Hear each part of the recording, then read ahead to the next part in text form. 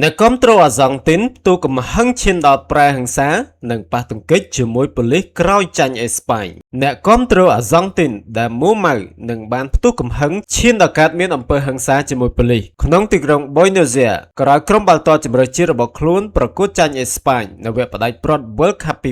2026តាមការផ្សាយរបស់ Manchester Evening News នៅថ្ងៃច័ន្ទទី20ខែកក្កដាឆ្នាំ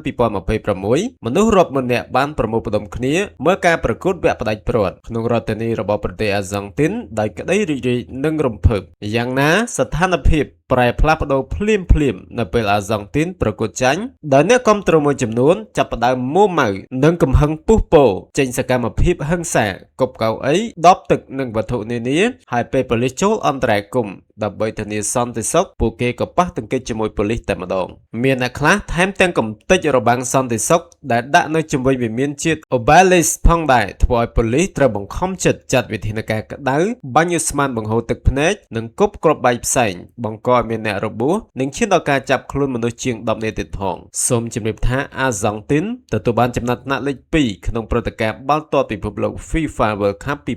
2026បន្ទាប់ពីចាញ់អេស្ប៉ាញដោយលទ្ធផល1-0សម្រាប់ការប្រកួតវគ្គផ្ដាច់ព្រ័ត្ររយៈពេល120នាទីនេះគឺជាការក្រុងជើងឯក World Cup លើកទី2ក្នុងប្រវត្តិសាស្ត្ររបស់អេស្ប៉ាញបន្ទាប់ពីការឈ្នះលើកដំបូងនៅឆ្នាំ2010ដែលកាលនោះប្រទេសអាហ្វ្រិកខាងត្បូងធ្វើជាម្ចាស់ផ្ទះការឈ្នះពាន2សម័យកាលនេះមានន័យថាអេស្ប៉ាញបានតាមស្មើកំណត់ត្រែរបស់ក្រុមមុនបារាំងនិងអ៊ុយរ៉ាហ្គាយហើយក្នុងនាមជាក្រុមឈ្នះពាន2លើកដូចគ្នាលោកត្រាំជាយាមយកមុខមិនព្រមដើរចេញពីឆាកពេលអេស្ប៉ាញលើកពាន World Cup លោកប្រធានាធិបតីអាមេរិក Donald Trump កំពុងរងការរិះគន់យ៉ាងចាស់ដៃលើប្រព័ន្ធផ្សព្វផ្សាយអន្តរជាតិថាជាយាមយកមុខមាត់ឬដណ្ដើមភាពលេចធ្លោនៅក្នុងពិធីប្រគល់ពានរង្វាន់ FIFA World Cup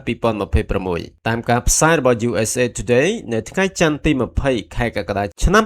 2026លោកត្រាំមិនព្រមដើរចេញពីឆាកដើម្បីទុកឱកាសឲ្យក្រុមកីឡាករអេស្ប៉ាញអបអរសាទរនោះទេដែលលោកបានបន្តឈរនៅចំកណ្ដាលក្រុមនិងនៅជិតពានរង្វាន់ទោះប្រធានសហព័ន្ធ FIFA លោក Gianni Infantino ហាក់ដូចជាខំទឿនយ៉ាងណាក៏ដោយមិនត្រឹមប៉ុណ្ណឹងលោកត្រាំបានឈរនៅគៀនក្រុមកីឡាករអេស្ប៉ាញដើម្បីឲ្យមុខរបស់លោកជាប់ក្នុងរូបថតប្រវត្តិសាស្ត្រនៃការលើកពានដោយមើលឃើញសកម្មភាពទាំងនេះមន្ត្រីរៀបចំកម្មវិធីបានខំជំរុញនិងថែមទាំងធ្វើសញ្ញាទៀតផងដើម្បីឲ្យលោកដើរចេញហើយសម្បីតែលោក Infantino ក៏បានព្យាយាមសម្របសម្រួលដែរសូមជម្រាបថាអេស្ប៉ាញបានក្លាយជាម្ចាស់ជើងឯកពានរង្វាន់បាល់ទាត់ពិភពលោកឆ្នាំ2026ក្រោយយកឈ្នះអាសង់ទីន 1-0 នៅម៉ោងបន្ថែម15នាទី2ដងក្រោយស្មើ 0-0 ត្រឹម90នាទី